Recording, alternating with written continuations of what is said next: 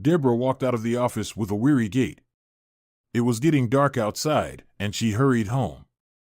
For the past 10 years, she had been taking care of her sick mother-in-law. Deborah was a primary school teacher at a boarding school, dealing with challenging children and complicated life stories. Many of them had never experienced care or maternal affection, so she tried her best to be more humane and kind. However, the domestic responsibilities demanded her last bit of energy, despite the nerve-wracking tension. Her husband's ailing mother, Irma, was not an easy woman to deal with.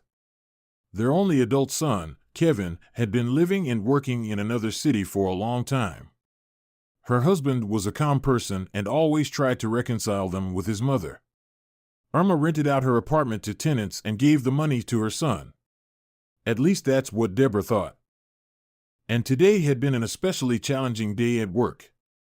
The foster parents returned one of the children to the second group. It was such a psychological trauma for the boy, and it would take him a long time to recover from the stress.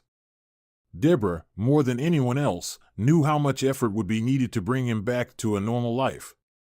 That's why she stayed late at work. 8-year-old Lucas cried incessantly on her shoulder after the second shift lesson. I thought I wouldn't come back here. I wanted to study harder to make them happy, to make them proud of me. But they said I was stupid. And they probably inherited bad genes from alcoholic parents, and that all the children here are sick and mentally disabled, her student recounted through tears. Don't cry, they're wrong, you know that. They're just mean and impatient people. Most of them are like that nowadays. Calm down. And you can study well and diligently, but do it for yourself. At the school they sent me to, there are really cool kids. They come with expensive phones and tablets.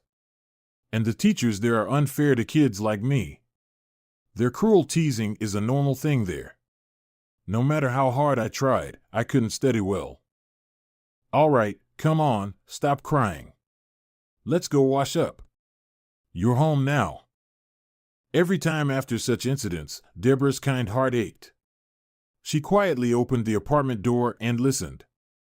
Apparently, her husband wasn't home, and her mother-in-law was speaking loudly on the phone with someone. But when Deborah heard a certain phrase, she didn't reveal her presence and stopped in the hallway, closer to the room.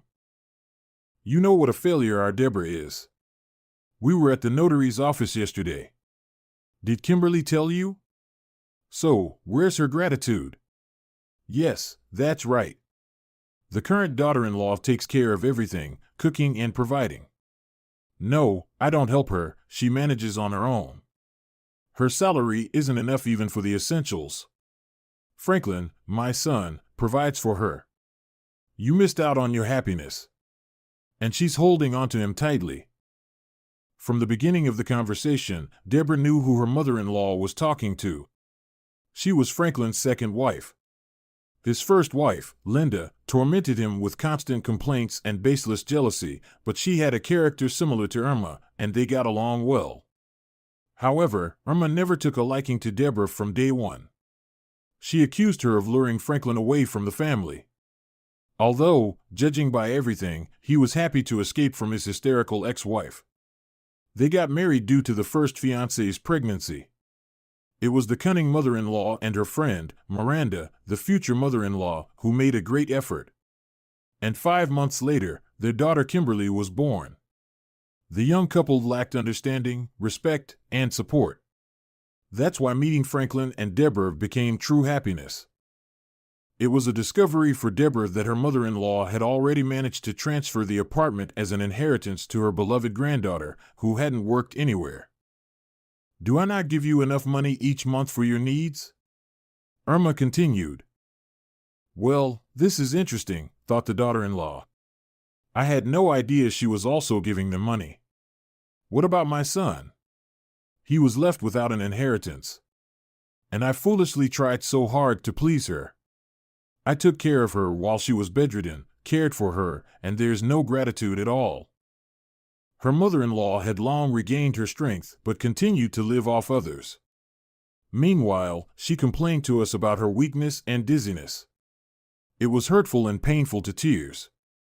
She turned out to be so cruel, unfair, and ungrateful. But being a wise woman, Deborah didn't start a scene. Instead, she made a plan and went to prepare the meal.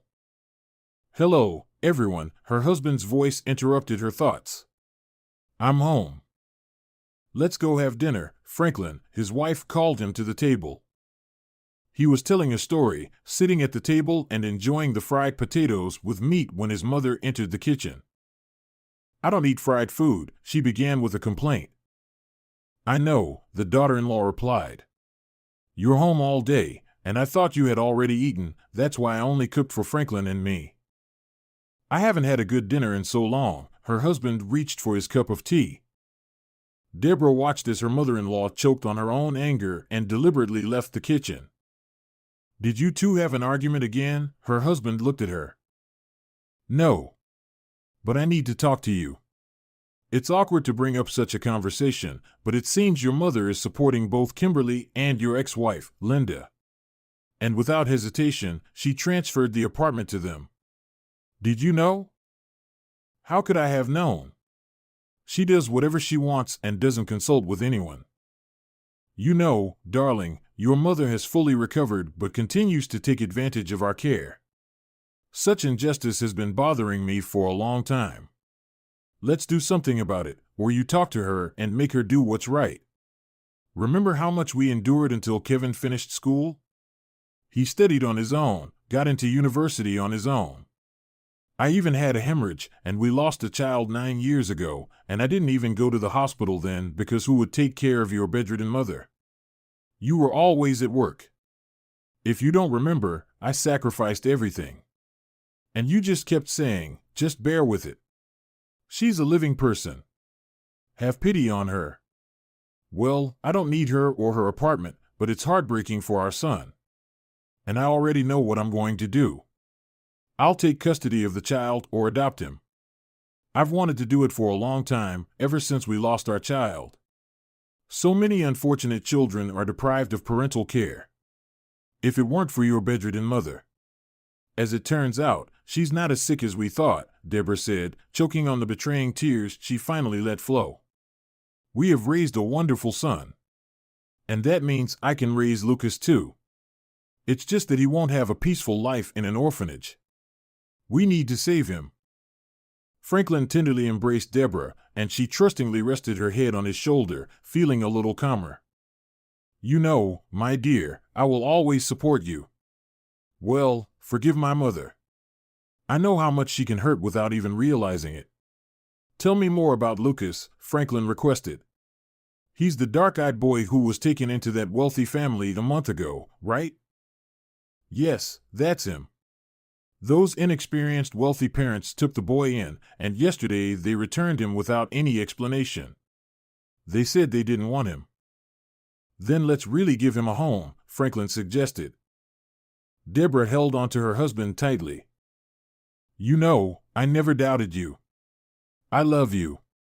And I also know that I should thank not your mother but you for being a good husband." "Ah, I see. You should always bring flowers to your mother-in-law's grave, your own mother-in-law. Because I was raised by my grandmother, my father's mother. Now, let's get to the point. What do we need to do to take Lucas with us soon? After all, you've been working there for many years." And they quietly began discussing their future actions. "But what about me?" asked the mother-in-law when Lucas came to their apartment for the first time, feeling shy and blushing. "Well, you see, Mom," Deborah replied, "you not only have your own apartment, but also a beloved granddaughter who has never visited you since your stroke in the hospital. She didn't come here after you were discharged, when Franklin and I took turns feeding you with a spoon and changing your diapers.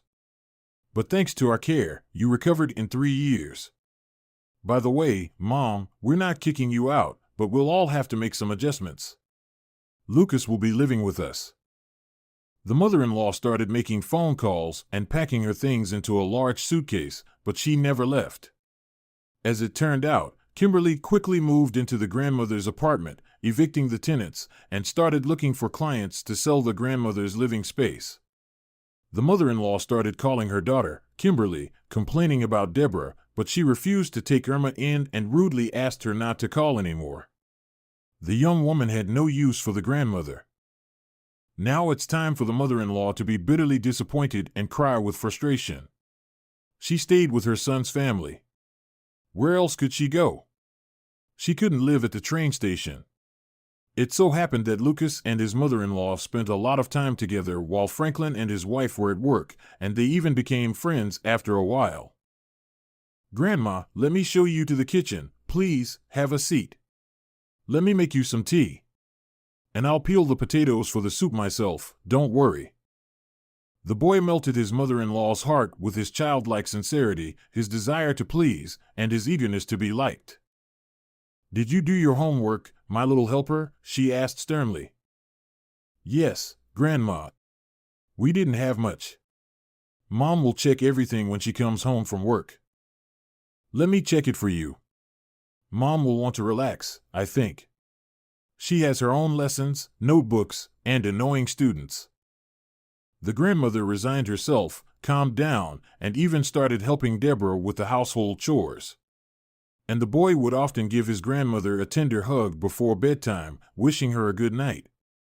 To which she, hiding tears of affection, would say, "Go to sleep now, my grandson." To the surprise of the entire family, including Kevin, who had come to visit, Irma no longer acted capricious. "Mom," Kevin said softly, "has no one ever told you that you're a gifted educator? I thought Grandma couldn't be changed. You and Dad did a great job. I believe everything will work out with Lucas. He's adorable and has become friends with Grandma." Kevin didn't come home for no reason. You see, his mother-in-law decided, exercising her right and hiring a good lawyer, to rewrite her will in favor of her grandson, taking a promise from Deborah that they wouldn't mistreat Lucas if they ever decided to sell her 2-bedroom apartment in the city center. "It's all about fairness," said the grandmother after visiting the notary, handing the will over to Franklin. "Please forgive me, my dear children. And where is my beloved grandson? I bought his favorite cake. Put the kettle on and call Lucas." "Listen, Mom, I never thought something like this would happen. Our grandma, she's like a different person. Turns out, kindness triumphs not only in fairy tales," Kevin quietly said to his mother. "Thank you, Grandma." "Thank you, my dear," he said louder.